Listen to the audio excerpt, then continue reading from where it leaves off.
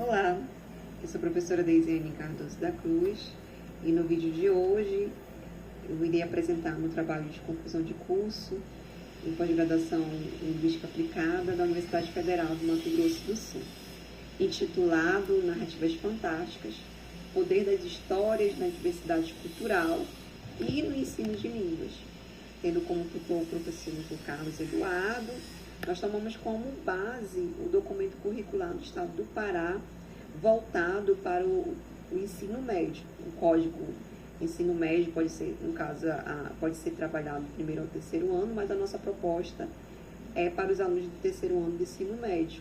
Esse código que traça justamente essa reflexão essa relação entre o texto e o contexto sociocultural, seja na produção ou na escrita. Para iniciar esse nosso trabalho, nós temos aqui 3 objetivos de aprendizagem, né, ao conhecer esse nosso tema: promover a competência leitura e crítica, segundo, valorizar a diversidade cultural e terceiro, estimular a produção criativa. Consequentemente, os alunos irão adquirir a habilidade de analisar criticamente textos, ter uma consciência intercultural e, por fim, uma habilidade digital em se tratar de um trabalho desenvolvido dentro de uma plataforma digital, que é a Genially, com uma proposta de atividade para que os alunos possam usar a gamificação. Então, essa habilidade também será adquirida a partir desse trabalho. E aí nós organizamos a apresentação em 3 módulos, né? Primeiro, trazendo esse conceito do que são narrativas fantásticas. É importante que o aluno saiba, né, o que se insere dentro do fantástico. No segundo ponto, as narrativas fantásticas como espelhos da diversidade cultural, o que explica muito bem essa nossa temática, né, que traz esse traçado cultural e do contexto. E, por fim, nós faremos uma avaliação, né, propondo que o aluno desenvolva ali uma atividade, resolva algumas questões, colocando a mão na massa, criando e aprendendo com o fantástico. Então, vamos lá ao primeiro módulo, né? O que são essas narrativas fantásticas? O que você entende sobre narrativa fantástica? Para início de conversa, é preciso que a gente entenda esse conceito, né?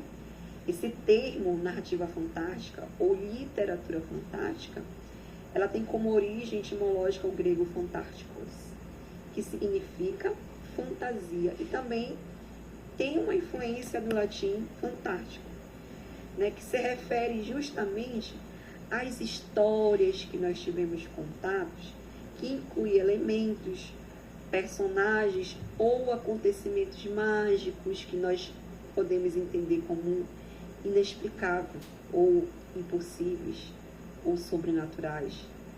O fato é que desafiam a realidade, como exemplo os fantasmas, os monstros, a magia, ou essa própria serpente que está aí na sua tela, né, do filme Animais Fantásticos, com um tamanho totalmente fora do natural, né, sobrenatural.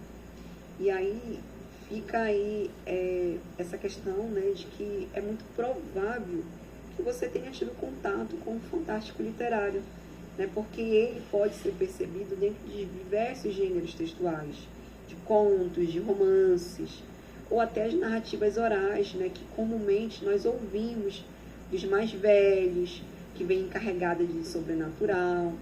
Esse sobrenatural muitas das vezes acontece dentro do cotidiano e vai nos despertar um certo estranhamento, porque quem nunca ouviu aqui na Amazônia, né, uma narrativa de aparição da Matilda Pereira, ou de transformação do lobisomem, ou de fantasmas, que aqui para nós são as visagens, e de certa forma lhe causou ao ouvir um certo estranhamento, um medo.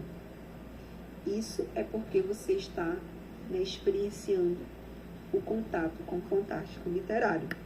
E aí essa tensão entre o real e o imaginário não vai só desafiar essa nossa percepção, né? Ela também vai fazer com que a nossa criação artística ela se torne mais fértil.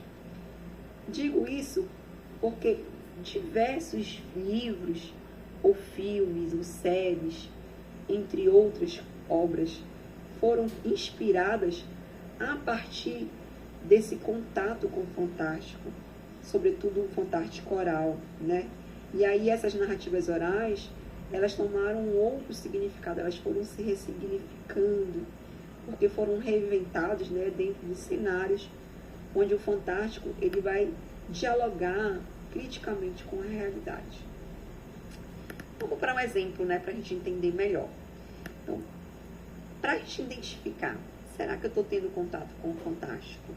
Nós vamos colocar aqui 3 pontos, né?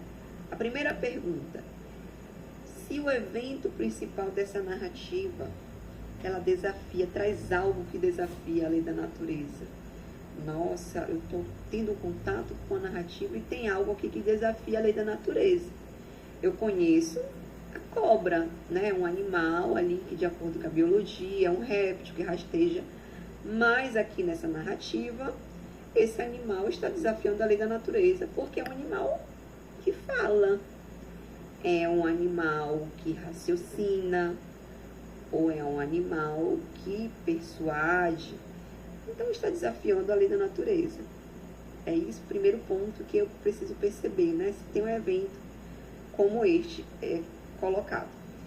O segundo ponto é se existe uma tensão entre o que eu considero racional e inexplicável. E por fim, analisar se essa obra ela te provoca um certo desconforto ou te traz uma reflexão, né? Se trouxer um desses 3 pontos, é muito provável que você esteja tendo contato com um fantástico literário. E aqui eu trouxe 3 exemplos de obras que trazem justamente esses questionamentos levantados, né? Aqui é a obra Turno da Noite, do José Veiga, né, que traz a aparição de um fantasma. Eu tenho a obra do Murilo Rubião, né, um escritor brasileiro, da obra Teleco Coelhinho, essa daqui, ó, na capa, este coelho aqui da capa, ele toma várias formas. Então, a metamorfose, ela é extremamente presente, né? E, por fim, a Alice no País das Maravilhas, do Lewis Carroll, em que a realidade é totalmente distorcida, isso desafia totalmente as leis naturais, certo? Então, são 3 exemplos aqui, bem conhecidos. E a nível de curiosidade, eu trouxe aqui uma literatura fantástica mais vendida do mundo, né, que é a saga do Harry Potter, escrita por Rowling, né? Essa série que inclui 7 livros principais, ela já vendeu mais de 500 milhões de cópias em todo o mundo. Então, percebe-se aí que a literatura fantástica, ela é muito apreciada. Vamos agora, né, para um vídeo, e aqui fica, né, um desafio. Assista se você tiver coragem, mas aqui é um exemplo de uma narrativa oral. Esse vídeo que foi muito assistido no YouTube, porque se trata de um espírito de uma moça que passeia de táxi na capital do Pará, em Belém. A gente tem vários relatos de taxistas, né, que fizeram a corrida para essa moça, e que ao chegar na casa dela, né, ela fala que vai entrar e vai pegar o dinheiro, mas no dia seguinte eles vão lá fazer a cobrança e, na verdade, falam que não, é uma moça que morreu. É muito curiosa e te provoca, com certeza, aí várias sensações fantásticas. Vamos para o segundo tópico, né? O segundo tópico que nós vamos ver que é nas narrativas fantásticas, elas não provocam só esse estranhamento, não, que foram falados lá no primeiro módulo. Elas também nos servem para uma reflexão, porque elas trazem um reflexo da diversidade cultural. Elas servem como espelho para a gente entender, né, a nossa sociedade em que nós estamos vivendo. E aí, nós vamos ter aqui, para início de conversa, a narrativa bíblica, né, fantástica, em que nós temos a aparição da serpente lá no Jardim do Éden, né? Essa serpente, ela é um elemento simbólico, né? Então, esse conceito de simbólico precisa ser entendido a partir daqui, para que a gente consiga compreender com clareza de que forma o fantástico ele reflete esse contexto social, porque essa cobra não quer só ser trazida aqui na narrativa bíblica como um animal, né, da biologia, um réptil, mas na verdade ela se refere simbolicamente a uma questão da vida e da morte, do bem e do mal. Então ela traz um significado cultural, né, psicológico, metafísico, que vai além da forma literal. Então essa serpente, ela simboliza a tentação e a sabedoria. Então perceba que a presença do fantástico a gente vai conseguir compreender aqui justamente porque existe um desafio das leis naturais, né? É uma cobra que fala, que raciocina e que persuade o ser humano. E aí vai nos trazer aqui uma reflexão fundamental, questionando o limite entre o divino, o profano, o sagrado e o transgressor. Muito bem. E aqui nós vamos para outros dois conceitos importantíssimos também para que a gente consiga entender quando a narrativa fantástica ela nos quer trazer à luz um contexto sociocultural, o entendimento de subjetividade e objetividade, né, que dialogam de forma bem singular dentro dessas narrativas. Então, a subjetividade ela é uma questão muito individual. Como é que eu entendo os símbolos, né, as alegorias ou os estados psicológicos dos personagens ali dentro da história ou da narrativa que eu estou vendo, fantástica. Então, nessa narrativa aqui, que fica um vídeo bem curtinho no YouTube, para que você tome conhecimento, teleco, do escritor brasileiro Murilo Coubrião, nós temos esse coelho, né, que eu falei lá na frente, em que ele se metamorfoseia durante toda a narrativa, ele vai tomando várias formas. Isso traz ali um significado. E esse significado, cada um vai interpretar de um jeito. Então, isso significa a subjetividade, a interpretação individual em que cada um vai trazer. Mas eu trouxe uma aqui, né? Pode ser que essa alteração aí de identidade, essa metamorfose do coelho, venha nos falar sobre a realidade social de uma perda de identidade no mundo moderno, né? E aí fica para você pensar, né? Talvez você pense de uma outra maneira. Isso é muito subjetivo. E aí, de outro lado, nós temos o conceito de objetividade, né? Que é a forma concreta, geralmente é o senso comum, como todo mundo vai enxergar ali, né?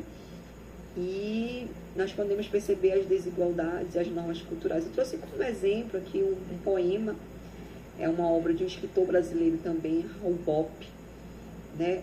A história da cobra no arado. E aí vai trazer a questão objetiva e subjetiva.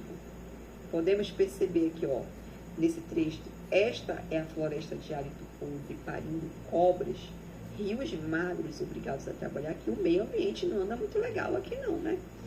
Então, objetivamente, todo mundo é do senso comum, né, ao fazer a leitura, que existe uma denúncia, né, de uma devastação ambiental aqui. Vejam que a floresta está com hálito podre e o rio está magro, obrigado a trabalhar.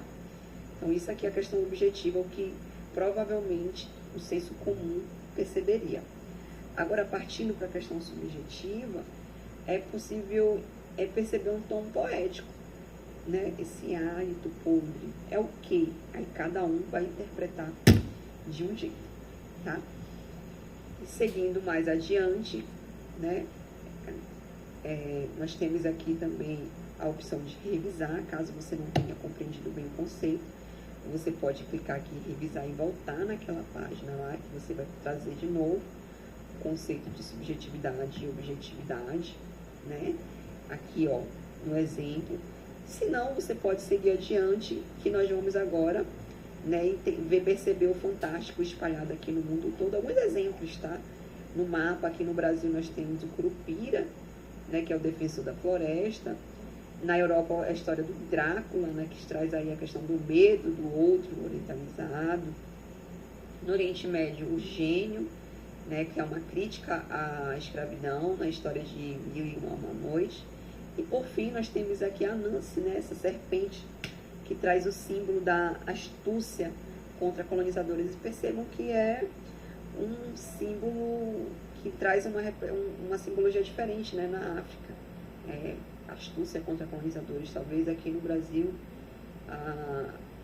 a cobra, né, ela traga um outro significado. Então, cada cultura com símbolo vai ter um significado diferente. E aí tem 4 cartinhas aqui, uma com sinal negativo, que vai trazer, né, casos onde o fantástico vai mascarar a violência. Esse aqui é um ponto negativo, né? A história do duende maligno, né, que foi usado para justificar o apartheid, que vai ser associado a negros como um mal sobrenatural. Isso é muito negativo, né, na narrativa fantástica. Nós também temos enigmas fantásticos não resolvidos, né? A história do Triângulo das Bermudas, né, que vai mostrar esse desaparecimento. Será que é real ou será que é só uma invenção para o turismo?